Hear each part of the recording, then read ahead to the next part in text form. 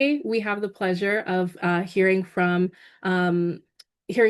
Junaid and Arif regarding Tax 101. So I'll stop sharing my screen and they'll share theirs. All right, excellent.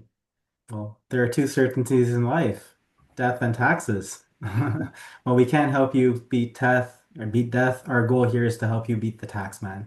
So part of our discussion here today, as has already been announced, we're going to be talking about Taxes 101. So, just everything you should know, everything you need to know. If you don't really pay attention to taxes, it certainly can be one of the largest expenses you will incur in your life. And that could be both on the personal level as well as, through your business. So we do feel it is, a fundamental area that people should be well educated on. Unfortunately, our government hasn't really done the best job of educating us out the gates when we come out of university to deal with taxes. And that's what brings us here today. So, it's an honor. Before we get into it, I do want to take a moment to just thank again everyone here, Gurmaher and the Y Space team. Really appreciate you putting this on. Great initiative you have, done in bringing all these great people together. And Kanisha and the Black Entrepreneur Alliance. I think it's incredible the work you're doing for the community. So kudos to you and the team. And really great to see Serena and the Markham Small Business Center here as well. So thank you all for joining us, as well as everyone that's taken time out of your busy schedules to be here. We know we got a Blue Jays game starting in about an hour and 54 minutes, so we're going to do as best as we can to keep things efficient. We'll get the show on the road and hopefully get you back on your sofas to go cheer on our Jays to win this in six. Go Jays, go. Let's go. So, first and foremost, we're going to talk about various business structures. So, in that, we'll go over what your options could be when looking to set up a new business, or rather looking at, your business where you are currently today and looking at whether that's the right fit for what you may need. From there, we're going to talk a little bit about sales tax. We got GST, HST, PST. We have a lot of fun sales tax in our country, and it's important to be mindful and knowledgeable, well versed on what that could imply towards your business. And then we're going to briefly talk on payroll. I kind of consider these sales tax and payroll pieces to be just a little bit of the fundamentals, some basic items that we're going to just give you an aerial view over.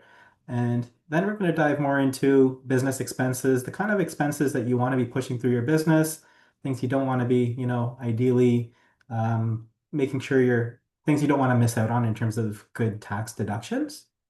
From there, we're going to move on to advanced tax planning. And in that, the goal isn't to really make you experts in taxes, but rather just to help you understand some big picture items that could really save you a ton of money down the road just by being aware and prepared of kind of what to expect in the future as your business continues to grow and scale. From there, we'll talk a little bit about softwares that we may recommend to you and your business, as well as the Shred program, which is an incredible program. If you've not heard of it, stay tuned because there's a lot of government money that's being thrown out there to support entrepreneurs like yourselves. So we want to make sure that you have, a good ear to the pulse and are aware of programs that can help you grow your business.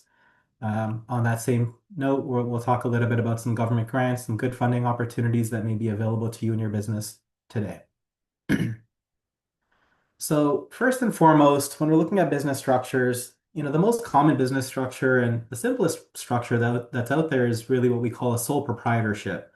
And in more plain English, that's when you're kind of just doing business in your personal name or without setting up a separate legal entity such as a corporation or rather a partnership, right? So a sole proprietorship is really when you're going out and without a corporation, without any other, formal agreements out there, you enter into this business arrangement, which is more tied, simply put, tied to your personal name, right? And when I say that, I'm also going to mention that you could actually still have a sole proprietorship while registering a business name of your liking to your personal name as well, right? So you don't, some people come to me and say, Janae, I want to set up a corporation because I really like this business name and I want to protect it.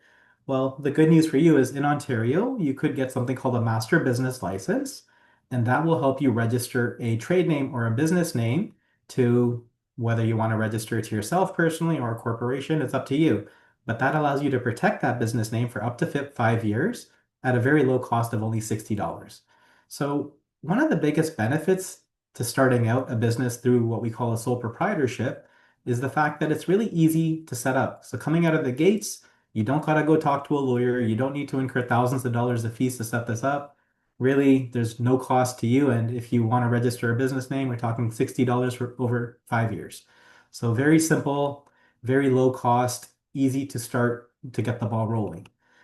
Disadvantages to having a business under your personal name, or rather under a sole proprietorship, would be first and foremost this idea of unlimited liability, right? And what that means in more plain English is that because the business is tied to you personally, if someone were to come after you and sue this business, they can actually come after you for all of your personal assets, right? You don't have that really that veil, that layer of protection that something like a corporation can provide you. So any assets that are owned by you in your personal name would be subject to this liability risk, this exposure of unlimited liability. In addition to that, as your business continues to grow, there could be certain tax disadvantages to operating under a sole proprietorship. And really, the key thing there is that one of the key pieces that something like a corporation can help with is allowing you to defer taxes when you're making more money than you actually need to be spending on a yearly basis. So moving on from sole proprietorships, the next type of common business structure that we see here in Canada is what we call a partnership. Partnership is similar to a sole proprietorship. However, the key thing that differentiates it is there's usually a partnership agreement. It's an agreement whereby two people enter into a business together, right? And there could be different types of partnerships. I don't really want to dive too much into that, but generally speaking, there's what we call limited liability partnerships, and those could be offered to people that don't really that want to enter into business with someone else, but they don't want that liability exposure. So you could think of it more as kind of like a silent partner. Some of them may want to invest in your business, but they don't want to take on any of the risk. In which case, whenever you have a limited partnership, you also need what we call a general partner, and a general partner would be the one who is assuming all those personal risks in their name then, right? So a partnership, again, is just that agreement that you enter into. Typically, you can create your own partnership agreement between two or more parties, defining, what percentage ownership each person would have in the business, what are their roles, their responsibilities. From a legal perspective, anyone that is entering into discussion to do a business with someone else, I would highly encourage you to consider getting what we call a partnership agreement set up. And that's a simple document that again just lays out what are the percentage, the ownerships, and for example, if the partnership went sour, how is that to be handled? So just addressing details like that. Advantages here of a partnership, typically it is shared responsibility if everyone is a general partner. It does open up the doors for more access to capital, particularly when you are making available options for people to become limited partners in your business. They could say, I want to invest $100,000. I want to own, a percentage of this business, but I also don't want the downside that comes with any liability exposure, right? So that's where, again, limited partnership may be of interest. The disadvantages here, the main one is potential for conflict, right? It's not uncommon that partners will, over time, tend to disagree. So thus, I think it's also important. Another reason it's important to have that partnership agreement in place where if you are disagreeing with your partner, how is that to be resolved, right? So those type of things should be thought through a little bit in advance. Another disadvantage here is, profits are going to be shared, right? So not all coming up to the one person. Now, moving on to the next type of corporate structure we see, which is what we call a corporation. So the first thing you need to know about a corporation, it is a separate legal entity from yourself, right? And what I mean by that is a corporation will have its own business number, kind of like a social insurance number. It's going to need to file its own set of tax returns. And generally, there's going to be a certain degree of separation between you, the individual, and your corporation. And one of the big benefits of that is it does provide you liability protection. So now when you are operating your business through a corporation, you are going to have what we call this corporate veil in front of you that it's really hard to pierce. And what I mean by that is now if someone is suing you and your business for something that may have happened, if you are incorporated, they can only sue that corporation for any assets that are within the corporation. They can't sue through the corporation to you personally and come after you for your personal savings, your home, anything else that may be tied to your personal name. The next benefit that's important to address when it comes to the benefits of setting up a corporation would be the tax deferral. The more, and the way that this works is the more cash that you end up earning and keeping in the corporation, the more taxes you can really defer, right? And I think this becomes increasingly important when you are starting to make a lot more revenue, a lot more business profits that you may want to reinvest back into the business, or rather, you don't need to be taking out of the corporation to pay for personal household expenses. If you are getting to that point where your business is earning more money than you need to be spending on a monthly or annual basis, then a corporation can provide you the benefit of allowing you to defer up to 40% taxes on some of the money that you keep in the corporation. So just to give you a little context around that, the highest marginal personal income tax rate in Ontario is about 53.5%. When it comes to corporate tax rates, we're really looking at two types of corporate tax rates, but most small businesses fall under what we call the small business deduction, the lower corporate tax rate, which is 12.2% here in Ontario. So there's a massive differential between the 53% highest tax rate for an individual versus this 12.2% almost flat rate for most corporations, most small businesses rather. And again, that lower corporate tax rate is on the first 500K of profit. So that means revenue minus all your expenses, including salaries you're paying yourself, what's left over. If it's more than 500,000, then that piece that's greater than 500,000 is subject to a higher tax rate of 26.5%. But sorry to bore you with all these numbers. The key point I wanted to actually just let settle in with you is the fact that when you keep money in the corporation, you're only paying 12% corporate tax on those profits in that year. And if theoretically you float out all your profits to yourself personally in a year, the combined corporate tax rate plus personal tax rate, it should work out to being the same as if you had just earned that income under your personal name, right? So if you're at that 53% tax rate, generally speaking, you're going to pay 12% corporate tax and something to the tune of 41% personal tax on withdrawing those profits, right? But think of it in the sense that whatever money you keep in the corporation, you've now deferred up to this 40% in personal tax until you eventually take it out. Eventually, you will have to pay that tax, but now you may have an extra 40% to reinvest back into the business, or maybe just invest in the stocks, bonds, mutual funds, rental properties, whatever it may be. But having 40% more to start off with gives you a lot more buying power, allowing you to do a lot more with that money upfront, right? So the disadvantage to setting up a corporation really is the cost and complexity, right? There's a big cost, upfront cost. Usually you're looking at a couple $1,000s, maybe $2,000 to $3,000 when you're going through accountants or lawyers. Plus now you have added filing fees. Annual tax returns are probably going to go up by, potentially I would say $3,000-ish dollars a year relative to you filing as a sole proprietor. So there is a large increase in cost. Now you're going to need new corporate bank accounts, corporate credit cards, all these other things that you would not have needed had you just been operating under your personal name. All right, so now we're going to switch gears over to sales tax. And I'm going to pass the mic on to my lovely colleague, Arif, who will take the lead from here, and I'll let him introduce himself. Thanks, Junaid. Thank you, everybody, for attending. I see we have a pretty large group here, so some folks that are really committed to tax, just like myself. I also love tax, so I'm glad to see the same love from everybody else here. Yeah, let's dive into sales tax.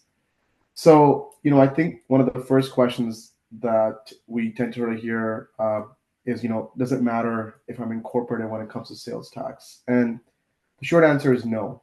Sales tax can be set up as a sole proprietor, as a partnership, or as a corporation. So, sales tax does not take into account what kind of corporate structure you have.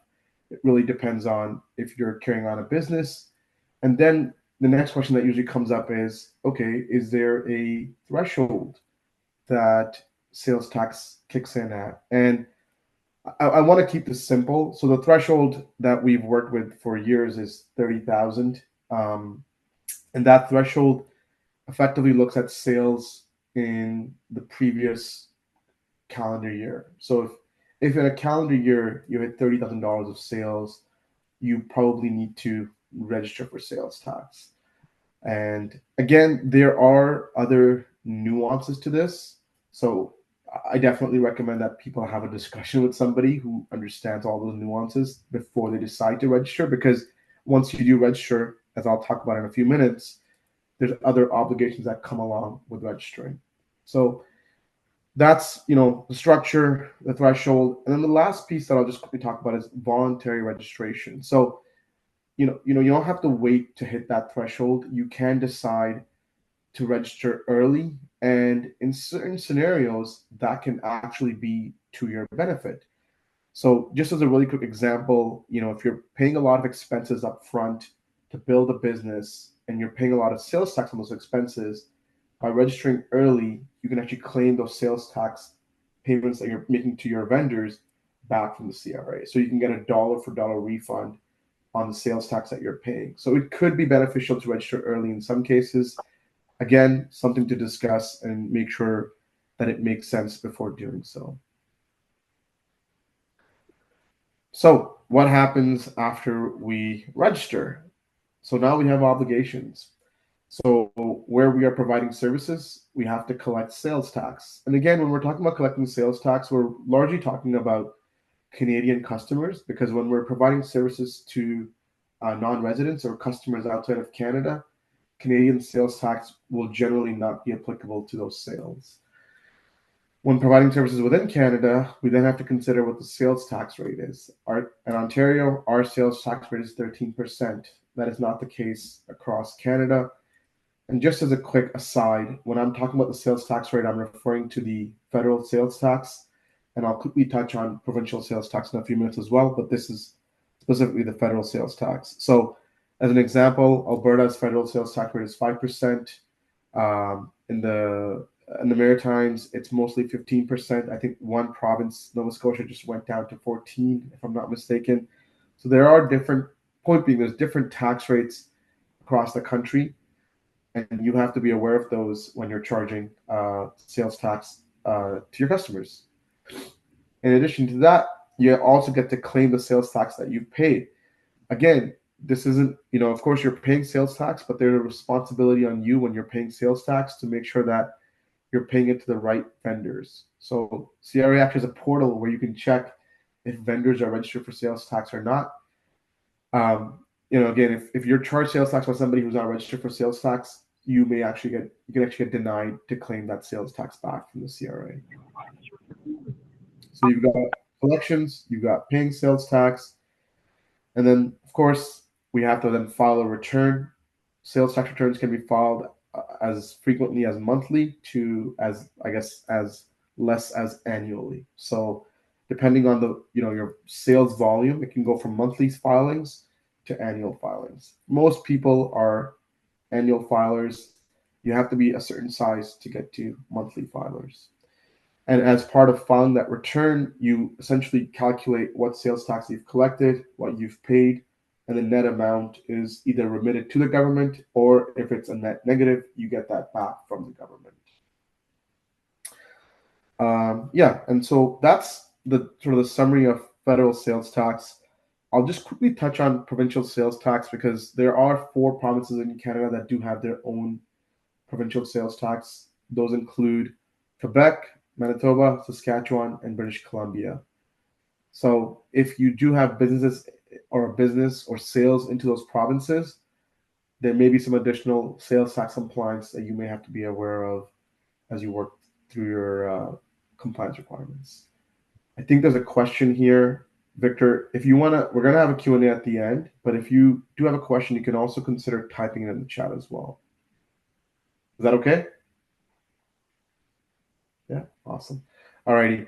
I'm going to pass it back to Janae to continue with payroll.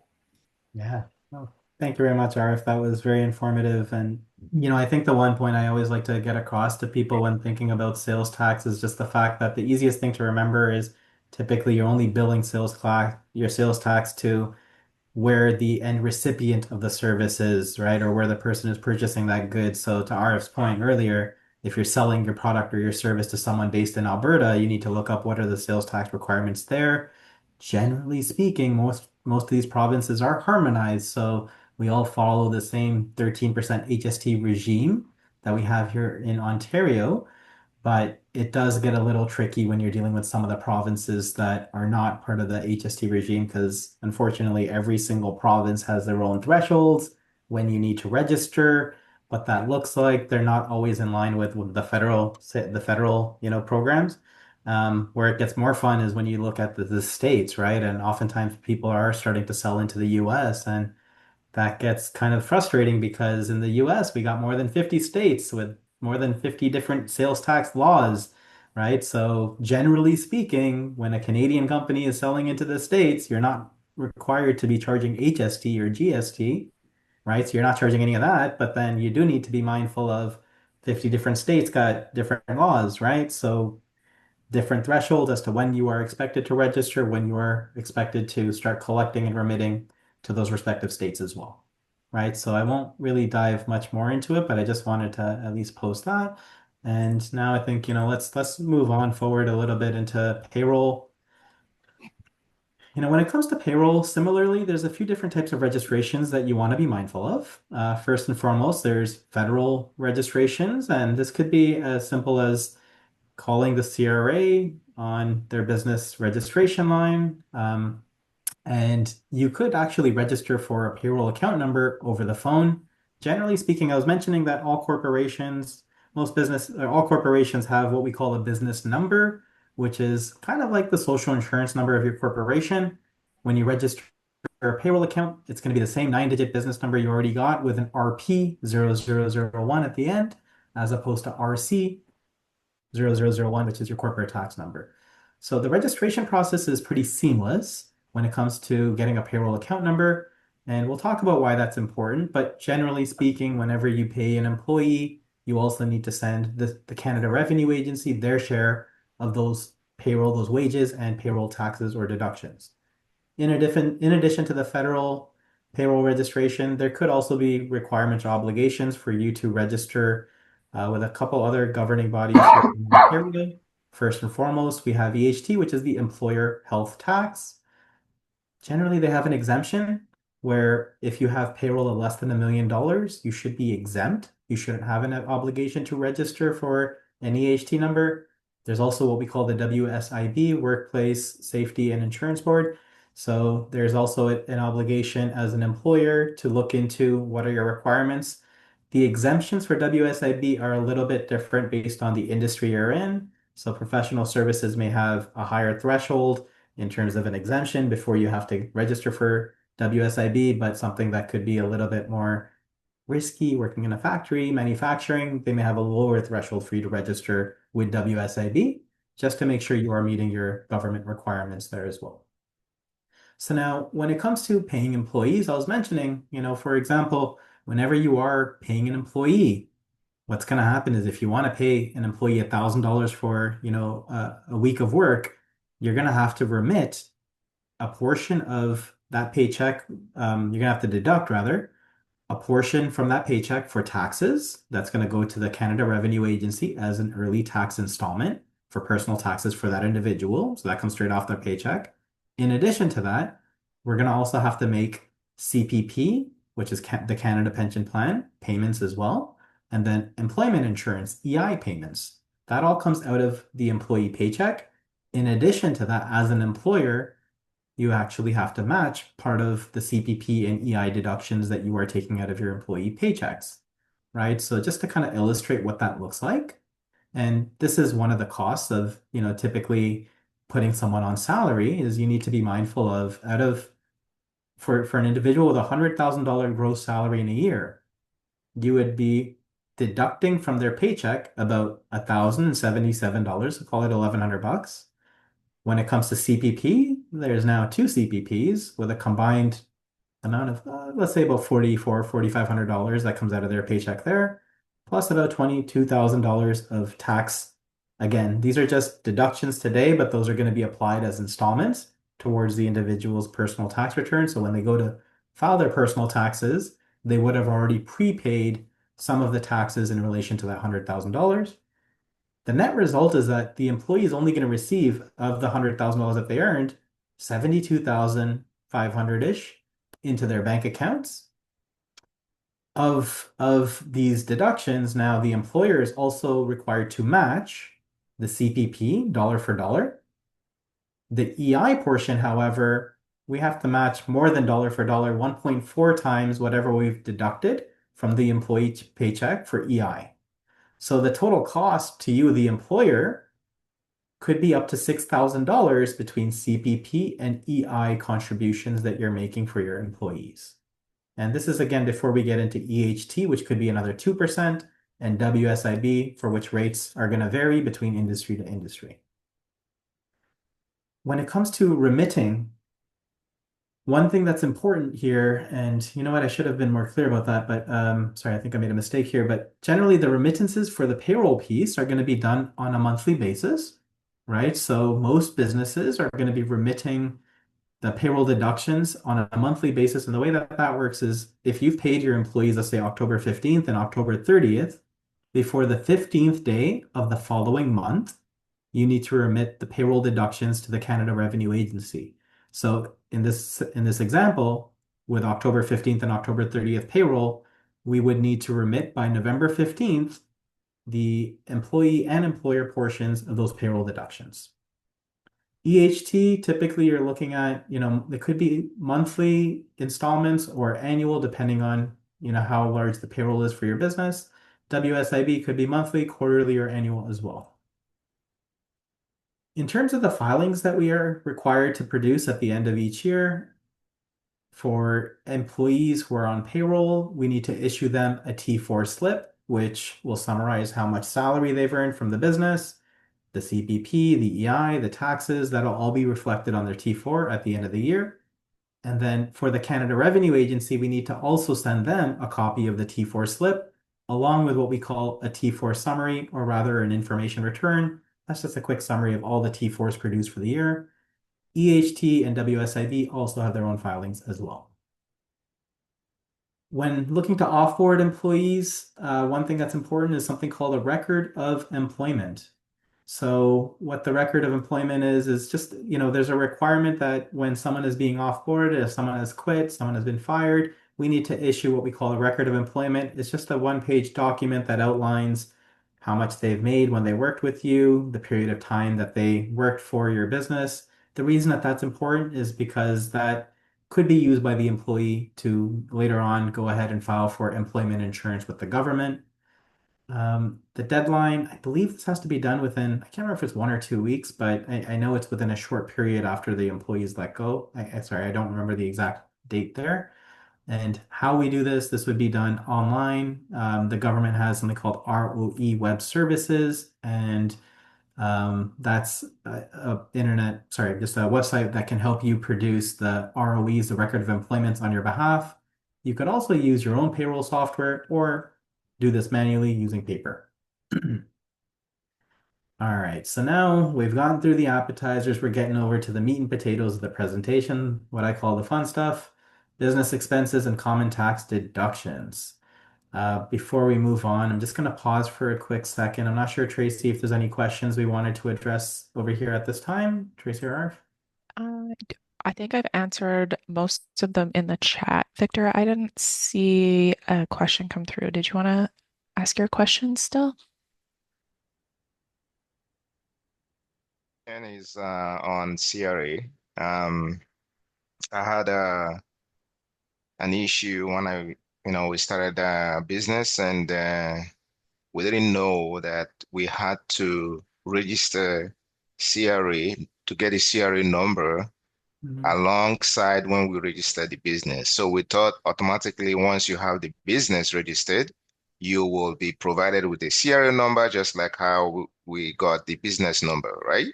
So we went about, doing like contracting some of our projects to an agency where they had to like design the app that we have now, and then we went into development.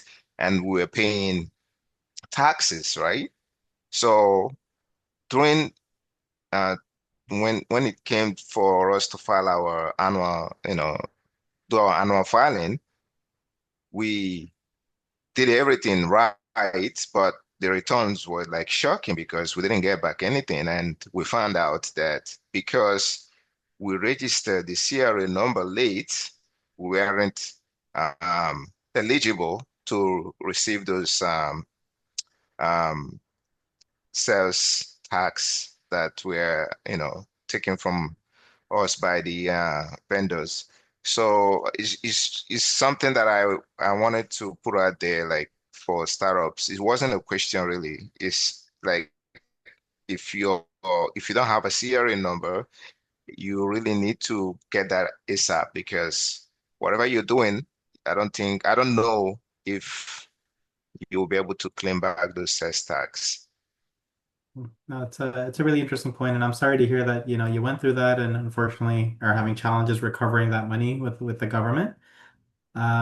So I think there's a couple of things you've mentioned here. So, firstly, when you set up the business, you should have been assigned what we call a CRA business number. That would have been assigned to you and issued to you upon incorporation. However, the piece that I think you're referring to is the GST HST number, and that only comes with a separate GST HST registration, to your point, right? So if Yes, you've not registered voluntarily, this is exactly what Arif was talking about, where if you've got a lot of expenses, you do need to kind of make that manual effort to go ahead and register that business voluntarily. And then from the date of registration, which could happen on the date of incorporation, you would be able to recover any GST, HST that you would have paid over the year to any of your, to in the course of doing business. Right now, the reality is when you go to the CRA and you call them and you say, "Hey, I've missed out on registering my business for GST, HST. Can I backdate my registration?" They should be able to go back 30 days without any challenges. They should be able to do that over the phone with you. If you say, well, no, I've been incurring all these expenses more than 30 days, that's been 9 months I've been operating and paying HST, what can I do? The only way the CRA is going to let you go back and backdate that HST registration 9 months, they're going to ask you to prove that you've been collecting GST, HST for 5 months. So in theory, even if you had 5 small invoices that you had issued to vendors to any potential customers. It could be $50 a piece in terms of those invoices, where you say, yes, I've been collecting 13% HST since I started my business. If you could produce those 5 invoices, the CRA will then be able to backdate your HST registration to the date of your first invoice. Does that make sense? correct. Okay, perfect. Sounds good. And Tracy, is there any other questions or things that we wanted? I see some action, or should we come back to it here later? I think that we are good, but Alana and Teru, if you do have further questions here, send me a message and let me know, and we'll bring it up at the end of the chat for further clarification. Excellent. Appreciate it. So, in addition to being a pretty face, Tracy has also completed her tax in-depth level 2, which is no joke. That's incredibly intense. So, her and Arif are big tax brains. So, God bless. Thank you for joining us and helping moderate discussions here as well. All right. So, next thing we're going to talk about, as we were mentioning, was the business expenses. One of the largest expenses that most businesses will incur is the salaries you often pay yourselves, right? So, we have different options in terms of how we are to withdraw money from our businesses, from our corporations, or whatever business it may be. Most common, what you see for businesses are you would be taking out either salaries or dividends in most cases. Now, in order to differentiate the two, I'm going to kind of come back to that, but I think the key things I wanted to talk about, personal withdrawal options. So one option is paying yourself a salary. When you do pay yourself a salary, we kind of talked about the fact that you do have to go through these tax deductions, these remittances, plus there's the added cost of the employer portion of that salary. Versus dividends are a little bit different. Dividends are legally seen as a distribution of shareholder profits out to the shareholders, right? So what that means in more plain English is that a salary is still an expense to your business. When you pay yourself a salary, your corporation gets a deduction and you pay more personal tax with less corporate tax having been paid. Dividends, you end up paying that 12% corporate tax for small businesses, and then you pay a little less personal tax because you already paid more corporate tax up front, right? But legally, to be eligible to receive a dividend, you do have to be a shareholder of the business. So you can't just pay dividends to anyone. That can only be paid out to shareholders. The government has introduced new rules when paying dividends out to family members. And I'm going to talk about that as well because we often get questions. Well, my dad helps with the business. He's not really working elsewhere. Can I pay my dad an income? Can I pay him a salary or a dividend? Or what can we do? Right? So we're going to talk about income splitting in a moment. And then another way you can take money out of the corporation, tax-free, is reimbursing yourself for any expenses you may have paid personally. So if you are using a home office, if you have cell phone costs, internet, vehicle expenses you're paying out of your pocket personally, you are eligible to reimburse yourself all those amounts on a tax-free basis. So now I think I've started touching on this already, but when it comes to salary, I talked about the source deductions. One of the benefits that you will see when you choose to pay yourself a salary is the fact that every time you pay yourself a salary, you help earn what we call RRSP contribution room, right? And that is incredibly important for anyone who typically likes to save for retirement using things like traditional investments, stocks, bonds, and mutual funds. RRSPs, that's an acronym that stands for Registered Retirement Savings Plans. And generally speaking, it is consider it like a basket that holds your investments. Anything that you put in that basket will grow tax-free. So if you think that you are the type of person who wants to save for retirement using stocks, bonds, and mutual funds, then there will be a benefit to you taking out more salary and paying yourself a salary as opposed to dividends, because every year you can be creating up to $30,000 of RRSP contribution room, and $30,000 in your RSPs over 30, 40 years can grow a lot when you don't have to lose about 50% of that investment income to taxes on a yearly basis, right?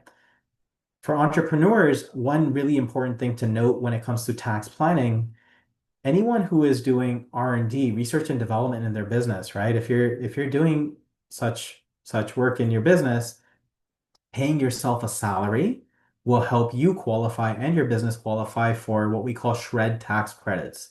SR&ED is an acronym, SR&ED, that stands for Scientific Research and Experimental Development Tax Credits. So in a nutshell, we are going to come back to that, but the gist of it is 2/3 of the cost that you pay to incur R&D expenditures, or rather 2/3 of your R&D expenditures, including salaries you pay yourself to do R&D for the business, can come back to you in the form of tax credits that are fully refundable. So even if your business is not paying taxes, you can still get back a refund of all these expenses you've paid, up to 2/3 of those expenses, if they qualify for the SR&ED program. So in a nutshell, salary is good when you are trying to build up more RSP contribution room. Potentially you have SR&ED tax credits to pay into. Sometimes when going to the bank looking for personal financing, it might be considered a little bit more favorable than dividends as well. Dividends, on the flip side, there's a little bit of a lesser cost because you're not paying CPP and EI. That's an advantage to some, a disadvantage to others, because paying into the CPP program when you pay salary, the more you've put in, the more you will be eligible to get back from the government when you do go to retire, right? So there is a benefit to paying yourself more salary in the sense that it forces you to contribute to CPP, forces you to start saving for retirement, whereas dividends do not. Outside of that, to be honest, when it comes to a purely tax perspective, when we look at the combined overall corporate tax rate plus personal tax, honestly, I don't find there's much of a difference between salary and dividends. Usually it's 1% one year, could be a percent the other way another year, but it's not really much more than that, where it doesn't really push the needle a lot. So now, in terms of a couple advanced tax planning concepts, I wanted to just sprinkle in there. There is a concept of shareholder loans, whereby you could borrow money from your corporation and not call it salary, not call it a dividend. Technically, you can borrow money from your corporation for up to as long as almost 2 years. The rule in tax is no more than 2 fiscal years can you have a loan from your corporation showing up on your balance sheet, meaning if my corporation's year end is November 30th, then I can have a loan from my corporation to myself on November 30th, 2025. I just can't have that same loan showing up on my balance sheet on the books on November 30th, 2026. So you could borrow money from your corporation. There are exceptions to this 2 year limit if you are borrowing money to purchase a vehicle you're going to use in business, or if you're borrowing money to purchase shares of what we call a qualified small business corporation shares. That's a mouthful, but in short, a private Canadian corporation, private business. And the third is a home, but I almost don't want to say that because the CRA has made it more complicated and they've kind of taken out that rule just because people started abusing it when they were giving themselves $1 million loans to go buy a house from the business. So that doesn't really apply. Also, this concept of holding companies, and holding companies are essentially corporations that you set up that don't really have an operating business in there, right? So when I think of holding company, the most common example I could think of is if you've got a business where, let's say you've got a restaurant business, but you've also now went ahead and bought out the building there, right? That your restaurant is in. You've got land, you got building, and we talked about liability protection that comes with having a corporation. So sometimes people set up a separate corporation to hold assets such as the actual land and building relating to their restaurant. That would be a holding company because it's just a corporation. All it does is own a piece of real estate. It could own corporate investments. But the key thing here from a tax perspective is your corporation, the operating business, can lend money on a tax-free basis to this holding company, right? You don't necessarily have to charge interest in many cases. You don't have to pay tax on moving the money out. So this allows you to use what we call tax deferred dollars, money that you've built and saved in the corporation, only pay that low percent, 12% corporate tax rate without taking that money out, paying another 40% tax. You can lend money to another corporation to now pursue such investments. I am going to throw out there because I always get this question, can I just buy my house using a holding company? Don't recommend it. There's a whole heap load of reasons we won't recommend that to you, but if that thought is going through your mind, just take it out. It's not worth it. I've looked into it a million times and almost every single time it's never made sense.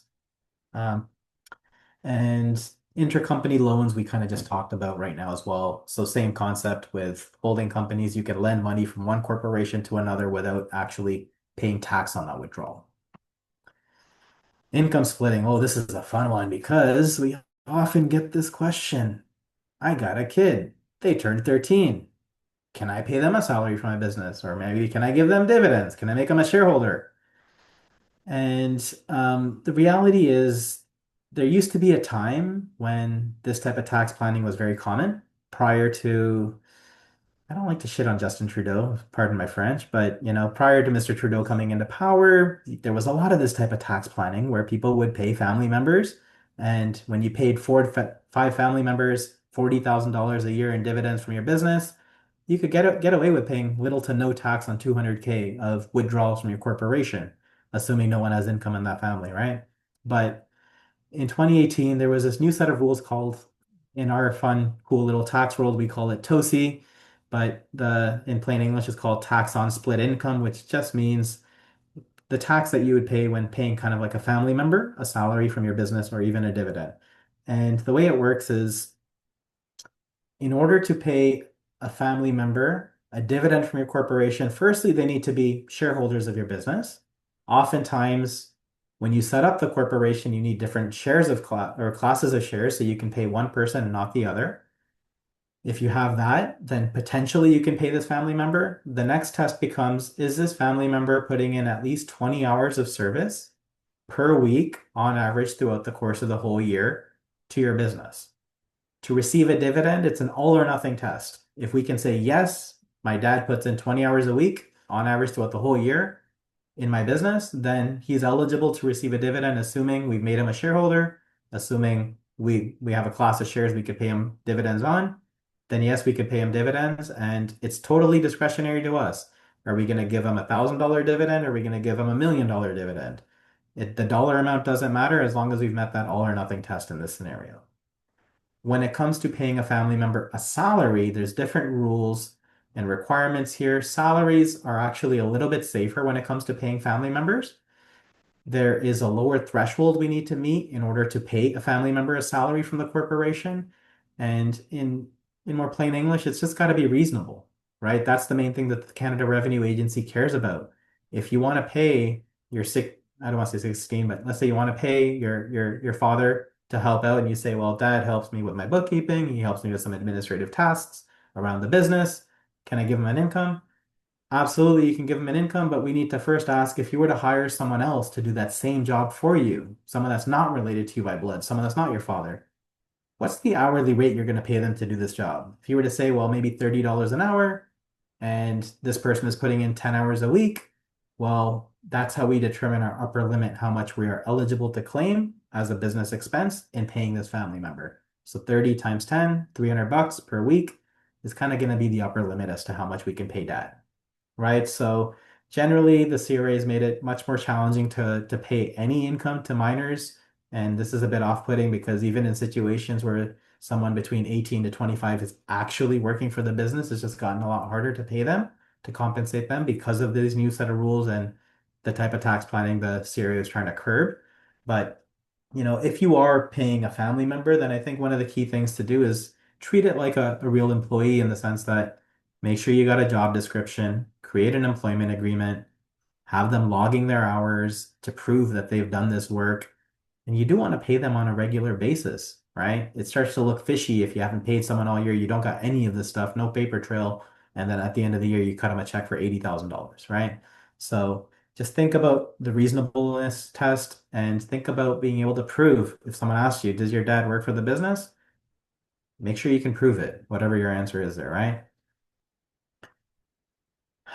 Now, in the wonderful world of tax, the rule of thumb that we stick by in terms of what expenses can we deduct through our business, what expenses can we not deduct through the business. The rule of thumb in the world of tax is any expense incurred with the intent of helping me do my job or earning more profits, unless it's specifically prohibited by the CRA or Income Tax Act, will be allowable. The three things that stand out as specifically prohibited by the CRA or the Income Tax Act include golf. Golf fees and membership dues are not deductible to the corporation or through the business, even though you might be taking someone out and talking shop on the golf greens. Unfortunately, that's not deductible. A lot of people say, why? Well, the reality is there's courses in Ontario with $100,000 membership fees, and I'm pretty sure a lot of people wouldn't feel great about their tax money going to support those kind of costs. Clothing is another one that commonly comes up. I had a doctor email me yesterday saying, dude, can I write off my business suits? I use them for work. And I'm like, no, unfortunately, you cannot because the regular employee who is working for someone else is not allowed to write off their business suits. Under the same train of thought, you're not allowed to write off yours, right? So, unless you are, I would say something like an influencer and social media and your fashion is a part of your business model, then you might have a case, right? But if you're just a regular professional, an accountant, a lawyer, or entrepreneur, we can't really write clothing off through our business. And anything else that's considered a personal use item, personal groceries, these are self-explanatory. So now let's switch gears a little bit to what are the common income tax deductions that you could look to expense through your business. You know what? Before I dive into this, I think it's important to just do a quick little tangent because I always think back to this really funny clip of from Seinfeld where they're talking about write-offs and Kramer is all excited because he's just like, hey man, it's okay, I'm spending money but I can write it off, it's all good, it doesn't really matter. So I just want to clarify what exactly it means to write something off or to have an income tax deduction in the first place. So think of it this way, your business, if it earned $100,000 in a year and now you're looking at an expense, you want to spend $10,000 on whatever it may be, an advertising expense, then that what's going to happen is you're only paying tax on the 100,000 minus the $10,000 business expense, the net profit of the business. So you're paying tax on $90,000.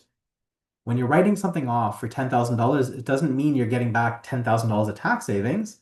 It just means the taxes you would have paid through the corporation and again out to yourself personally on you're going to avoid those taxes on that $10,000 amount. So usually the tax savings are somewhere in the range of 20 to 40% of the amount you're spending on that expense, right? Now, when it comes to these actual deductions, the common ones are membership dues to professional associations. We pay membership dues to CPA Ontario. Other people may pay membership dues to Professional Engineers of Ontario, other professional associations, whatever that may be. If there's association fees you pay to, you know, Entrepreneurship Alliance or whatever it may be, anything to that effect, then there's going to be something that you may be able to claim as a business expense there. Salaries, wages, and subcontractor costs. So, of course, anyone that's directly helping you with your business, whether they're a salaried employee or a subcontractor, that will be a deductible expense to the business. Travel costs, when you're going away for business, let's say you're going to a conference. I had to go to Alberta about a week ago. Airfare, hotel costs, Ubers, even reasonable meals while on there are all deductible as travel expenses. When I say reasonable meals, I'm just using the word reasonable because there is a limitation as to what you can claim 100% on. I think it's like $50 a day that you can claim up to 100% on. When it comes to general meals and entertainment, that's only going to be 50%. So when you're wining and dining, let's say someone for work, it could be a colleague, it could be a potential client, someone that might be sending you business in the future.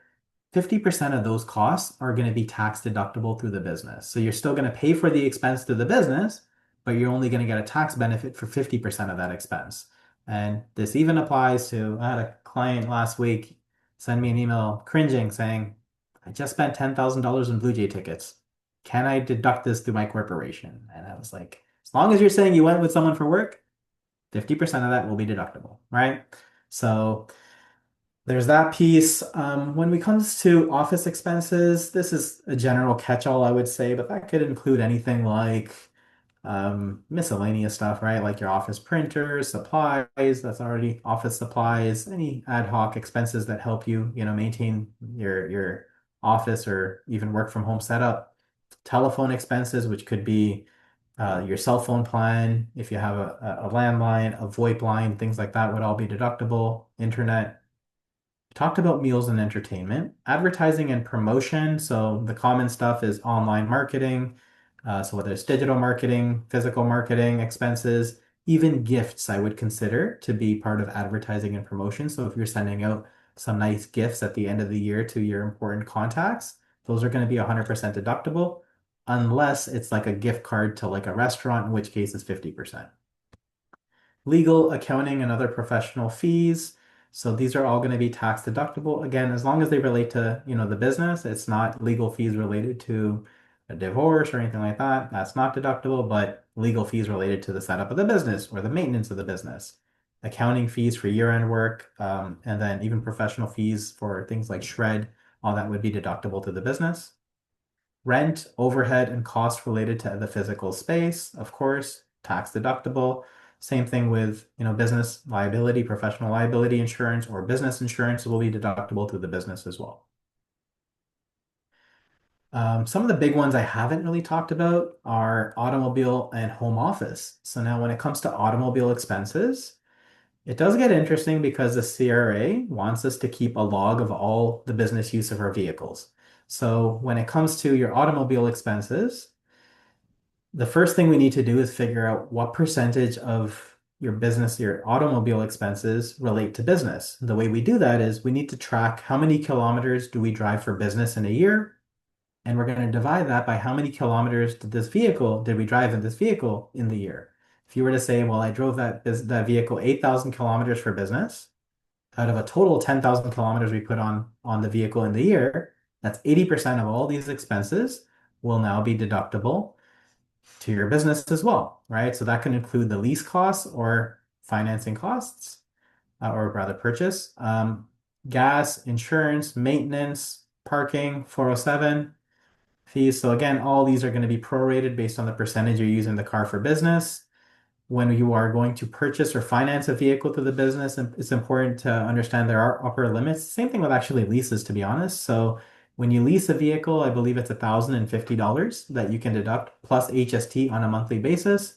When you purchase a vehicle, for regular normal gas vehicles, you can typically write off up to, I believe it was 38,000 plus HST. And when it comes to electric or hybrid vehicles, that's gone up to 61,000 plus HST. And now moving on to home office. On the same vein, it's a little bit of a proration exercise, right? So what I mean by that is we're going to look at the square footage of your home that you are using exclusively for business, meaning can't be your dining room table if that's where you and your family eat at the end of the day. It can't be, kitchen table, can't be your common bathrooms, things like that. It's got to be dedicated workspace, all work, no play, right? So if you look at your home office and you say, well, this room is about 10 by 10, so 100 square feet, and I live in 1,000 square foot apartment, then 100 divided by 1,000 is 10%. I would be able to now write off 10% of my rent. If I own the property, my mortgage interest, not your principal, property taxes, utilities, home insurance, home maintenance, which could include things like cleaners, lawn care, snow removal, security, etc. But again, percentage-wise, about 10% of these costs will be deductible. Any expense, like such as home office, this is usually one where I often recommend it might be good to keep track of these expenses and like something like a separate spreadsheet so that the corporation or the business can reimburse you at the end of the year. In most cases, the accountants will be able to figure out what portion or of those expenses you're eligible to claim as a business expense. Again, the corporation or the business can now reimburse you tax-free for those expenses, and thus, yeah, getting you made whole for any of these expenses you may have paid out of pocket during the year. On that same vein, I think one thing I haven't talked about here is when people set up a business, I think it's, increasingly important to have, particularly if you're incorporated, I often recommend have separate bank accounts for your business, have separate credit cards for your business as well, right? Even if you're a sole proprietor, I often still recommend having a separate credit card because at the end of the year, it makes life so much easier if you just have to go through one set of statements where it's all business and you're not having to figure out, was this a business expense or a personal expense? So try to avoid using your personal accounts for all your transactions, business and personal, they're together as well. Last thing I wanted to talk about here now is amortization of capital assets. So this is when you pick up, when you have a large expense, like when you're buying something that has a useful life of more than 1 year. So an example of what we call a capital asset is something like a car or a piece of machinery and equipment that you're using for your business. These type of purchases, these costs typically have a useful life. Could be 3 years, could be 5 years. So we typically need to spread out that expense over the useful life of the asset. The CRA has rules for every type of asset, what percentage we can claim, but generally those capital assets, big ticket items, are not going to all be expensed or claimed in 1 year. They're typically going to be claimed over a handful of years.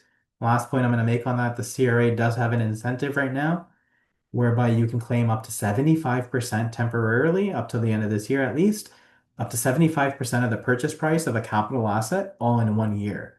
So the big thing that comes to my mind is if anyone's looking to buy a car and their year end is approaching and they are not sure if they should be buying it this year or next year, you're going to get a pretty big tax benefit if you purchase it before the end of the year. You're going to be able to claim 75% of that in the year as opposed to claiming it over like 3, 4 years.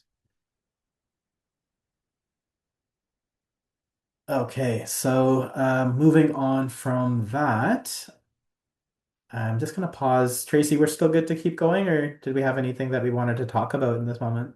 Good? We can quickly talk about this one. What if a business runs at a loss? So their expenses are higher than their revenues. Are we able to recoup that at any point in time? I'm going to pass it back to you. What do you think? Okay, so my answer is that yes, we are able to carry those losses forward. So when the business does start generating income, we can apply those losses to the income in the future. There is no dollar for dollar refund on expenses. So if you say you lost $1,000 in the year, like you had spent $1,000 more, there is no reimbursement from the government on those expenses in the year that they are incurred. Excellent. Perfect. Awesome. No, that's Uh, great. So, yeah. I think, yeah, we can keep going. Mhm. Okay, perfect. Thank you very much.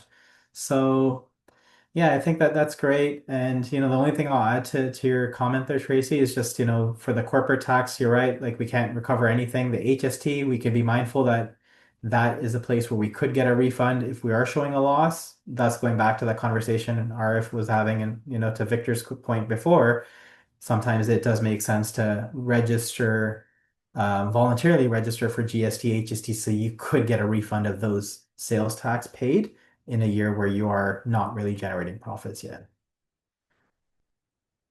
Okay, so advanced tax planning, and you know what? I think we already talked about a few of these concepts, so we'll kind of skim through it. But we were talking about the idea, the notion of shareholder loans. You can borrow money from your corporation to purchase an automobile that you're going to use in relation to the business, shares of a qualified small business corporation. Again, just consider that private Canadian corporation shares, more or less in plain English, and the home. But again, I'm going to say not really because court cases saying it's unreasonable to borrow $1 million to buy a house.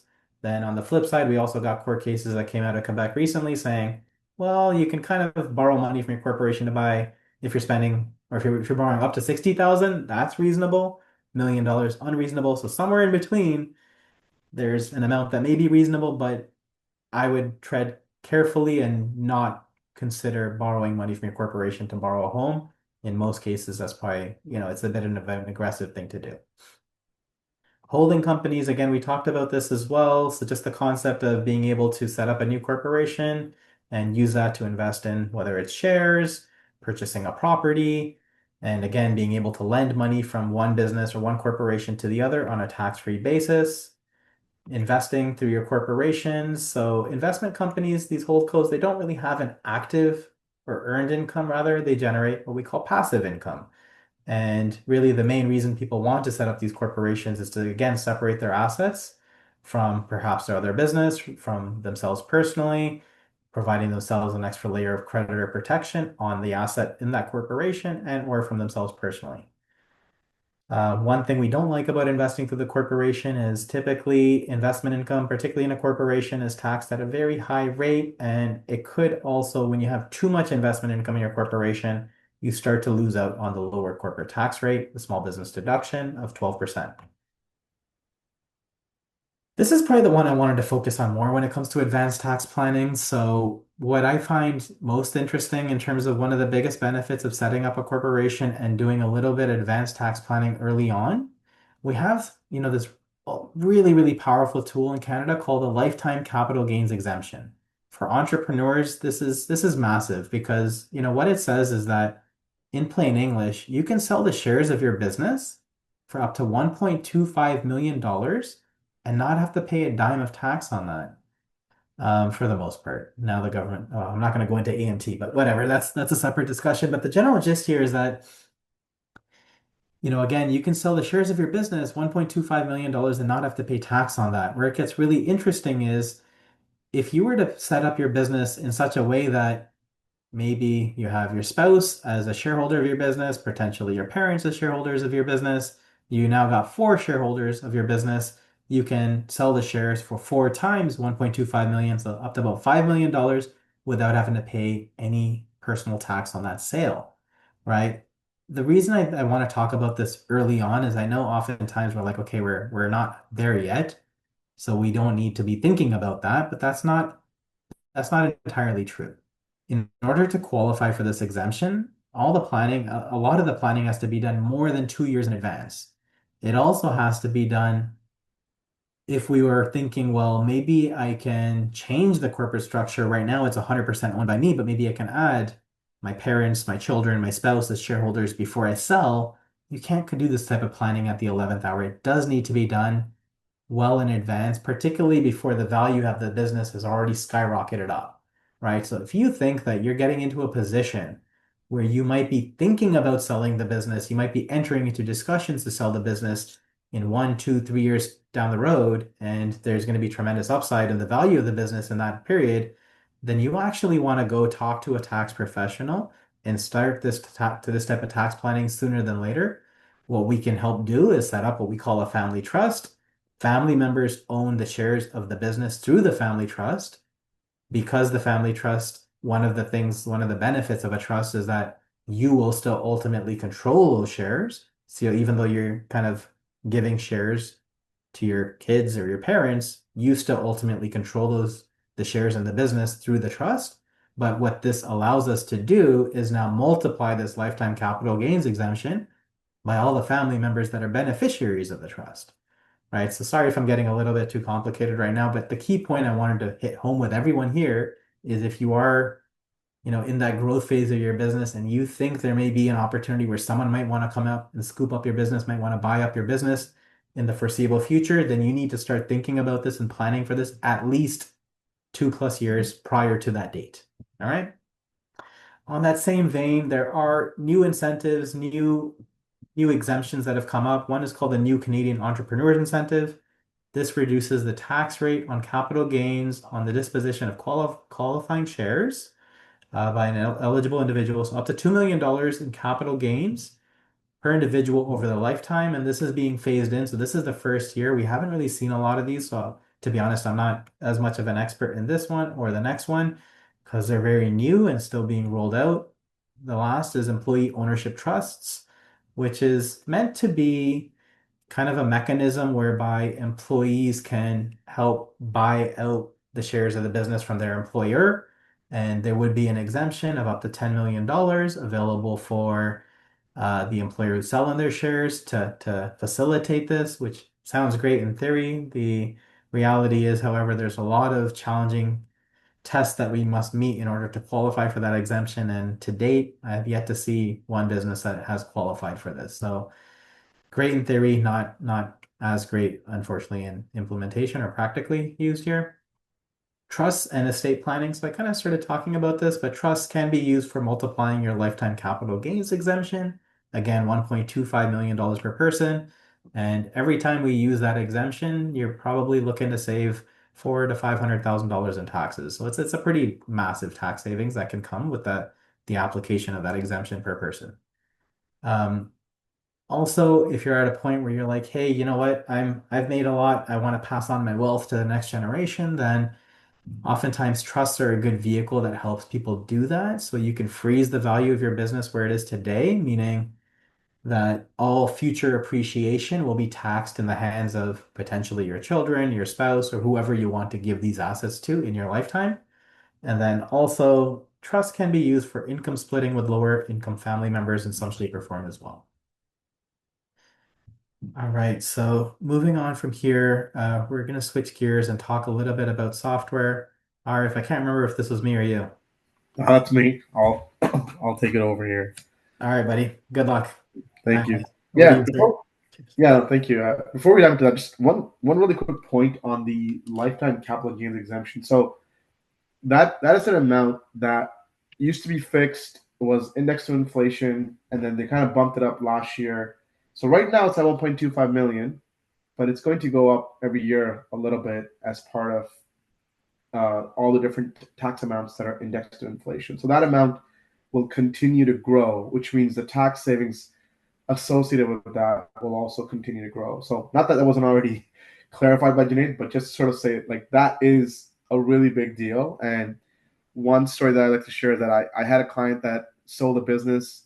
By the time he sold it, he was a granddad, and we used 26 exemptions, which included his daughters and his grandkids. I filed a return for a 3-year-old. So just some food for thought as you build your empire. All right, let's jump Amazing. into software. Okay, and one more thing is that hasn't been passed in legislation yet. We are waiting for the government to return. Are we? Yeah. Amazing. Good times. Anyways, continue on. Alrighty. So, I think we've talked a lot about tax, and there's a lot of great tax knowledge, and some of it's going to apply today, some of it will apply later, depending on where you are in your journey.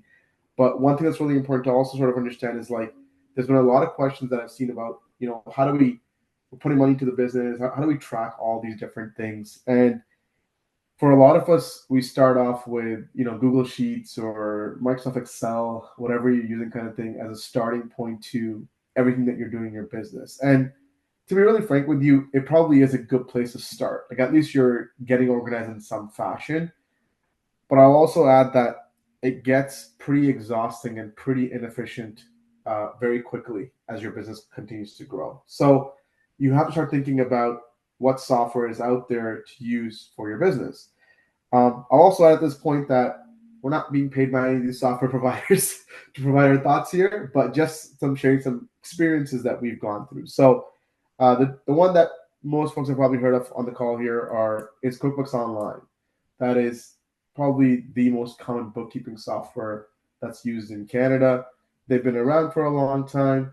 And again, the online software is really great to connect all your different things that you might be using, and it can make bookkeeping pretty easy. The other ones that are on the list here are Xero. Xero is, a relatively new entrant to the market. I think they're out of New Zealand or Australia, if I'm not mistaken. And they've been in Canada for probably close to 10 to 15 years now.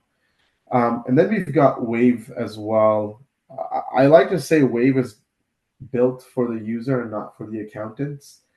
They've also changed their pricing recently, so I've heard that it may not be as great to use as it used to be. But just some software options out there when you're looking at bookkeeping. Then we get into payroll.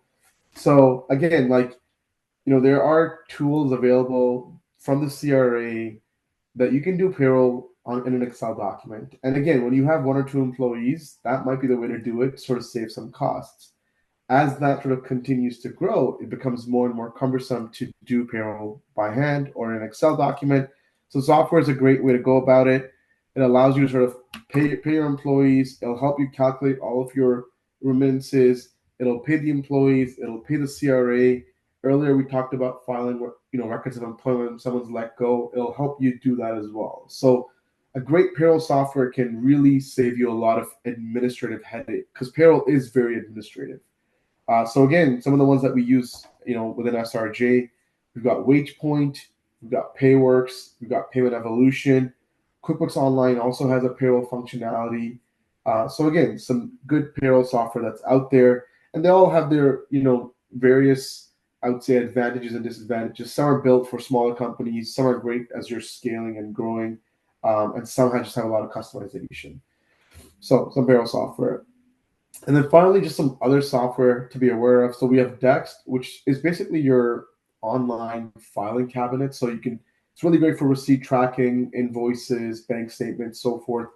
It stores all of it. It can read all of it. It can connect to a lot of the bookkeeping software. So really good to be organized. And it can be a huge help when you're going through a CRA audit, just pulling all the receipts and providing to the CRA without a lot of issue. We got Pluto. So this is one that's becoming really, really big now. Again, when you're starting out, a lot of your expenses are on your credit card, easy enough. As you continue to grow, you start getting invoices from your vendors. AP starts becoming a whole function. Pluto helps you manage AP, and it can allow essentially for you to take your AP function and have an accountant help you manage your AP function for you. And then finally, Fathom is one I like to mention. This is one that is a reporting tool. So it hooks into Xero and QuickBooks Online, and it allows you to build some pretty cool reports, which again can serve internal function, external function like bank requirements or anything like that. So just a great reporting tool.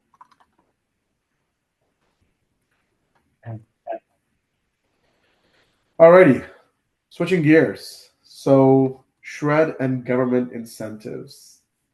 So yeah, I think just to sort of put a banner around this, there is a lot of capital that's available from the government, and it comes in a lot of different forms. And frankly, navigating it is a challenge in itself, but there is a lot of money out there to be had. And we wanted to spend a little bit of time just highlighting some of the things that are out there. We're not covering everything that's on the screen, just to be really clear, just highlighting some of the big ones that we do see. So, there's grants and there's tax credits. Grants are more around you're thinking about doing something, and you can approach the appropriate agency to help you fund what you might be planning to do. So it's a pre-funding, if you will. Tax credits are post spending. So you've gone ahead, you've spent money, you've paid salaries, you've maybe bought some assets that might be eligible. So you've already spent the money, and now you're claiming a tax credit for that expenditure. So that's the way to differentiate grants and tax credits. Most tax credits are filed as part of your income tax filing. And most tax credits are also designed for corporations. So they're not necessarily available to the sole proprietor or partnership structure. You do have to be in a corporate structure for it. So that could also be a consideration when you're talking about corporate structures. It's also important. It also speaks to the importance of being compliant, because to get your tax credits, they will look at how compliant you are on your tax filings. When it comes to government grants, almost all of them are outside of the tax filing. So they could all have a different process, a different requirement of what they're looking for in terms of how you go about to get that grant. So let's dive into the most popular tax credit that we talk about, which is the SHRED tax credit. Jen, if you wouldn't mind going to the next slide, please. Yeah. Thank you so much. So this is arguably the most common and popular tax credit that we see, and it's associated with scientific research and experimental development. And I'll just say from the get-go, like, this is a very, very broad bucket to work with. So, a lot of times we look at SHRED, we read experimental development, we read research, we might think like it's all science or it's all technology. And a lot of it is, to be fair, but it is very broad. It's really looking at it from a perspective of, is there something out there that is an uncertainty or that is unresolved? And how are you working, or what are you doing to resolve that uncertainty? Right. So one really cool example that I like to think about is there was a company that makes ink for fountain ink pens, and they were trying to come up with a manufacturing process for this ink, and we were able to claim this tax credit for those expenditures towards that manufacturing process. So this is really a broad sort of spectrum of what can be claimed. Now, why it's so amazing is, and again, Junaid sort of talked about this earlier as well, is that it allows you to recover a good chunk of salaries. It allows you to recover, a lot of contractor expenditures too. And this has been announced and not finalized yet, but it also, they're bringing back the ability to claim capital expenditures in the SHRED space as well. So it really allows you to recover a lot of your expenses. The one caveat with all these expenses that I'll just highlight is that they are looking for you to spend in Canada. So when we talk about employees, we're talking about Canadian employees. When we talk about contractors, we're talking about Canadian contractors. And that's sort of their way of saying, hey, we're going to give you the money as long as we sort of see that money recirculate within the Canadian economy, right? Cool. All right, so let's move over to grants. I've picked a few just to sort of talk through them and give you guys a bit of knowledge. Again, there's lots of grants that are available out there, and it's a matter of sifting through that, which we do, to try and figure out what might be available depending on your business and where you are. So the first one that I've picked here is the RAISE program. This one recently opened up for applications. It's really geared towards racialized and Indigenous entrepreneurs. There is it's also geared towards smaller businesses. So they're not, if you'll notice, they're looking for somebody that's got 1 to 5 employees, so nothing too big. Revenues under 750K. So not geared towards the larger corporations, but rather the smaller organizations that where the owners identify as Indigenous, Black, or other racialized individuals. And the grant that's available is about $10,000 as you work through the program milestones. Okay, let's carry forward. So the next one is and this is a pretty general one. It's the student work placement program. There's lots of different ways for entrepreneurs to access. Again, this is for post-secondary students. If you're looking to hire post-secondary students, there are subsidies available that allow you to hire people, students specifically, where the government will cover 50% of the cost when you're hiring any student, and 70% if you're hiring from underrepresented represented groups. So again, this is open to any business, and especially if you're hiring in the student space, this could be a good way to manage your costs a little bit. Next slide, please. My tax. So this is another grant where you're looking to hire students. I'll say this is a bit more where you're looking to hire more academically. So if you're looking to hire like PhDs or people that are pursuing PhDs or that are in that space, My Tax will essentially partner with an organization and provide a grant to help you pay for whomever you're hiring. Now, again, you kind of also have to hire through them because they've already vetted the people in the different spaces that are available, like specialties, and they'll actually help you find someone and then help you pay for part of their salary as well. So this can be a great way if you are looking to hire somebody a bit more in the academic space. Sorry, Arif, do you mind just walking us through like a numerical example in terms of like the standard or postdoc, like just either one, just in terms of Yeah, how much is absolutely. the business going to be incurring and how much are they getting back?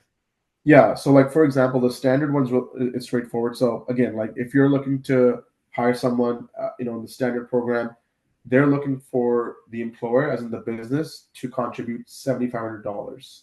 Mm. They will provide 15,000 from their end, and of that 15,000, at least 10 has to be paid to that individual.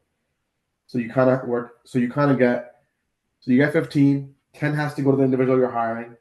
You have to contribute 75. And so that net of five, you end up contributing a net of 25, if you will, your dollars. So the full cost isn't covered, but a good chunk of it gets covered as a result of the grant. Yeah, that's incredible. Yeah.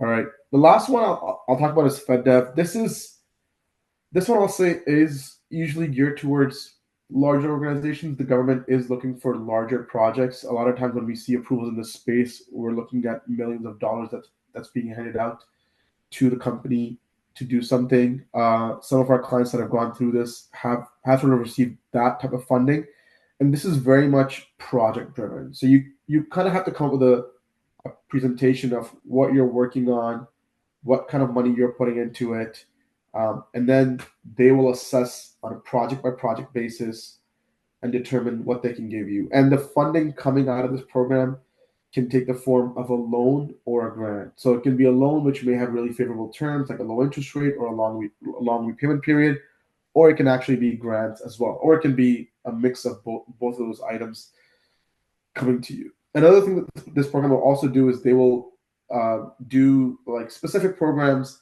when something's happening. So, for example, we've all seen the tariff drama, if you will. That's been happening. So they recently introduced the tariff program, which is specifically targeting like for businesses that were affected by tariffs, and they can apply for grants and loans from FedDev Ontario to help them sort of navigate that space a little bit better.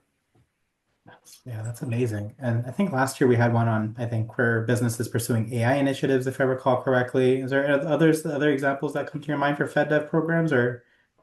Yeah, I mean, so the two that we've had approved, one was in the AI space, one was in, I guess, somewhat still AI. That is the popular thing right now, but it was AI with technology. So there's definitely, bias, if you will, towards whatever is trending and really growing, if you will. Yeah. But that does tend to be the big one. There was also an AI program that they announced last year, which is on hold right now. Like they're not accepting applications, but again, with the federal budget announcement, we're expecting that there will probably be more grants that will be announced later this year. Okay. Amazing. Thank you. That's so great because honestly, like these programs, like even this the first one you had shared, where no, where did it go? There was the one where I think we were getting back, like yeah, the wage subsidy, for example, covering wage subsidy covering 50% up to a maximum of $5,000. So if you're paying someone 10-ish thousand dollars, you can get back five of it from the government, and if they're from an underrepresented group, then 70%, that's huge, right? So folks, make sure you're looking into this, make sure you're tapping into these programs. These are incredible opportunities, free money. Government is supporting you, wanting to support you grow your business, pursue your dreams. So if you haven't already been looking into this stuff, please feel free to do so. And you're welcome to reach out to us. And if you have any questions about eligibility, qualifying, if you feel you qualify and you don't know how to pursue it, oftentimes when it comes to just assisting people tap into these government programs. The SHRED program oftentimes mostly is contingency fee based billing is what you're going to see. So like that's not just at our firm, but most organizations, meaning oftentimes people are not getting paid until you get paid, right? So if you're not recovering money from the government, then oftentimes there's not often a fee for a lot of these programs either, right? So it's just something to think about. Do look into the programs and feel free to reach out if you do have any questions, comments, concerns about this stuff. If you need some help understanding whether you qualify and what programs you may be eligible for here. All right, so that I believe brings us to the conclusion of what we had queued up or what we had to present. So, we'll open it up for some question and answer. And, again, appreciate everyone sticking around. Hopefully that wasn't too painful learning about accounting and taxes after the end of a long day, but we're there now. So you can go back and enjoy the Blue Jays soon. Prior to that, let's just wrap up with some good Q&A. Hopefully we can have some good discussion. Tracy, I saw some interesting things that stuck out to me, but I wanted to start with you to see if there's anything that you wanted to discuss from any interesting things from the chat group. Um, I'm just answering a question right now. Teru?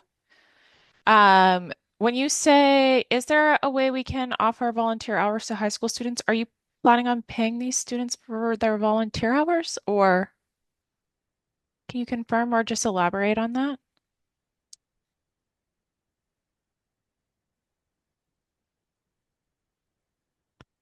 Uh, Can you hear me?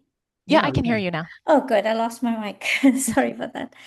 Okay, so I run STEM workshops for girls, and I do invite uh, high school students and females who are working in STEM fields, so they could come and inspire. So those are kind of voluntary, so it's more like an invite or guest speakers.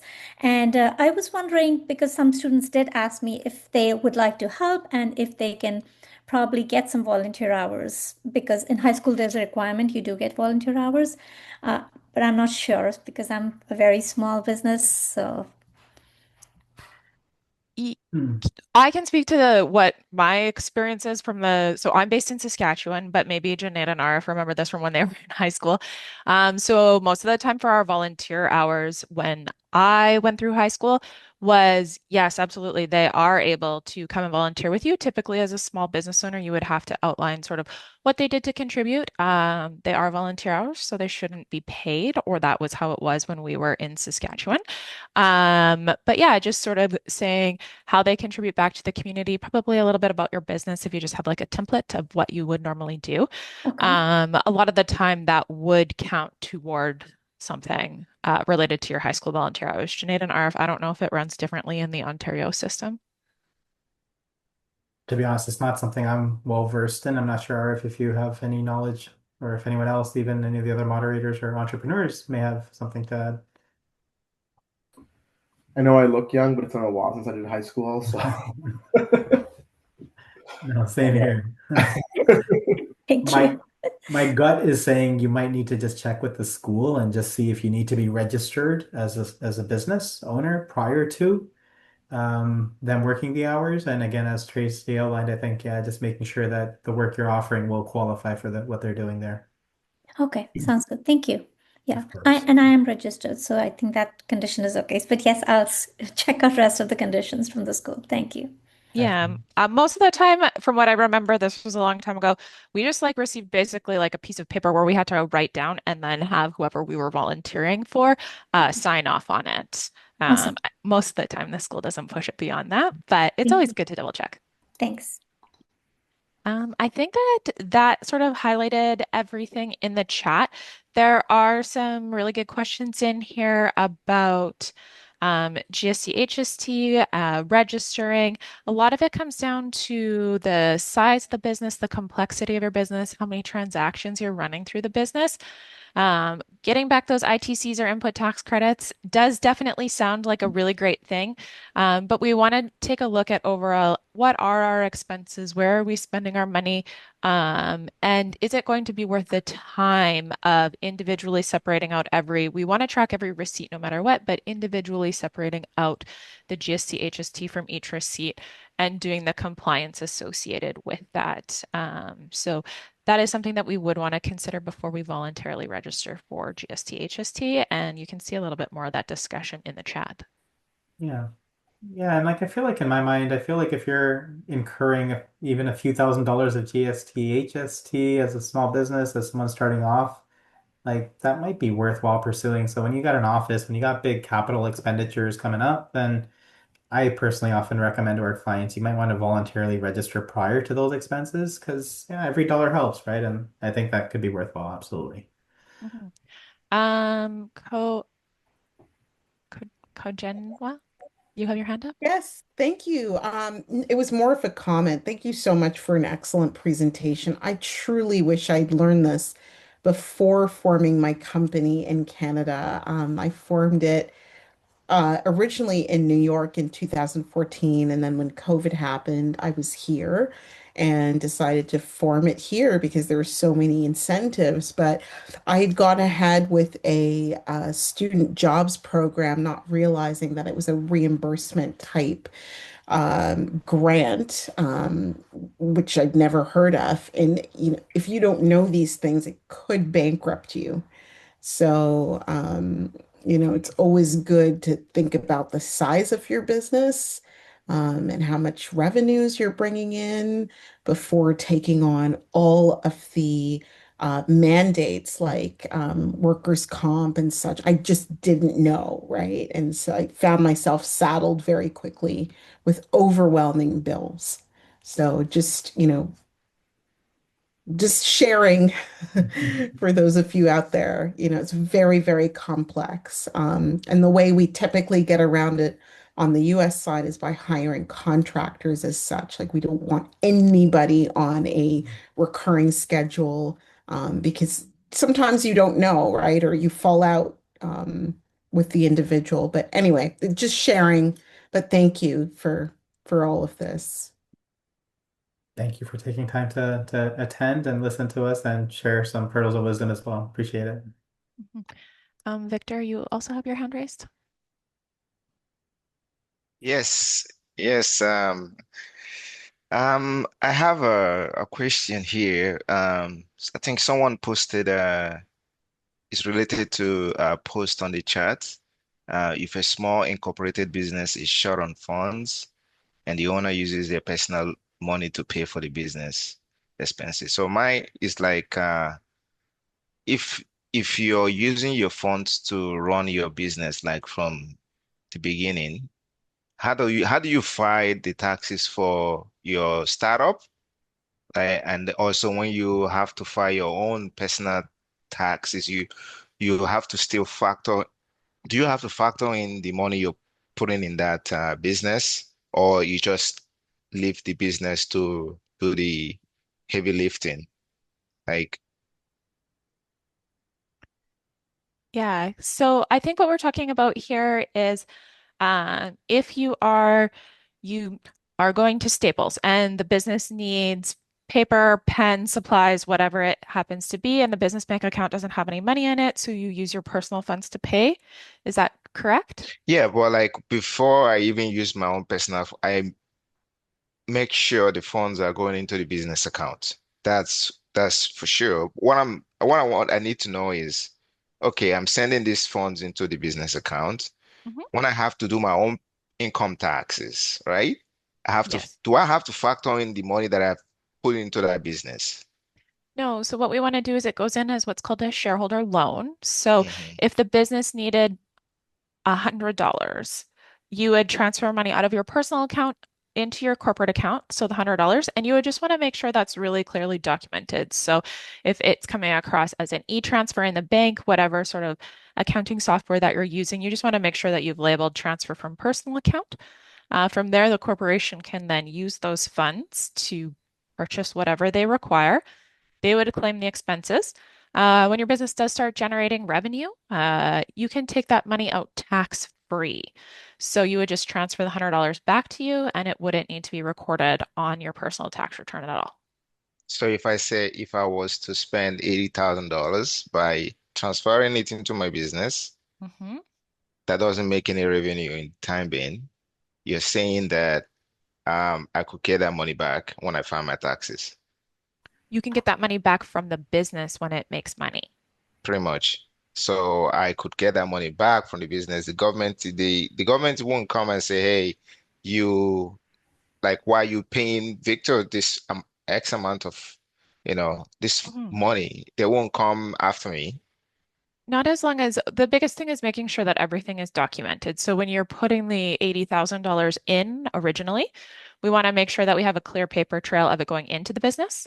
And Okay. then when we take the money back out, we want to make sure that we're just making sure that our accounting system is in place and that we're documenting those transfers back out. Okay. So how long does like for how long would that do I have to, is there like a timeline where you're allowed to get that funds back from the business when it start making some revenue, like maybe 2, 3 years down the road when Yeah, the no, business starts making money? as long as the shareholder loan is always outstanding in the Okay. corporation every year that you file, it should remain, I believe, indefinitely. I don't know why it wouldn't, right, Sinead? Yeah, okay. Yeah. Indefinitely. The biggest thing is that we just want to make sure that we're closely watching it and that everything is documented. Yeah. Okay. I didn't know that was something that you could get back from the business when it starts making revenue. Because like we did our annual filing this year. So most of the we're pretty much bootstrapping, right? So my savings to run the business and I'm not getting anything back. But when the business start making money, now, if I was to transfer some money back into my account that I spent, I don't want to get in trouble for it. So that's why I wanted to know if that I can come back and say, hey, I spent this XYZ amount and I need it back now. How do I get it back from the business? Yeah, so you So, you can just put it through your shareholder loan. okay, Just cut yourself a thanks. check, write yourself or send yourself an e-transfer, you're good to go, man. As long as, to Tracy's point, you've got good paper trail in terms of documenting when it came in, as you mentioned. And you know what? Okay. There was a really good question that came up in the chat group that I do want to come back to for a quick moment, regarding the software, right? And I think that's one of the key things is if you've got good books, good records supporting, the fact the transactions you've been incurring putting money into the business, you will have no problem justifying taking that money back out tax free, right? So I think one of the questions we got here was, between these different softwares, what do I use? What do you folks recommend? Right? And the reality is like the answer we're going to give you almost 9 out of 10 times in all the questions you're asking is it depends. It depends on the business, right? So the way I see it is Wave is kind of your low cost option. And I see it being a little bit more user friendly. It's typically the cheapest of the three, from what I recall. I think it was free if I recall correctly. But it's also a little bit more simplistic relative to the other extreme would be QuickBooks or QuickBooks Online, where that's a very powerful bookkeeping software that us accountants are using to manage our clients' books.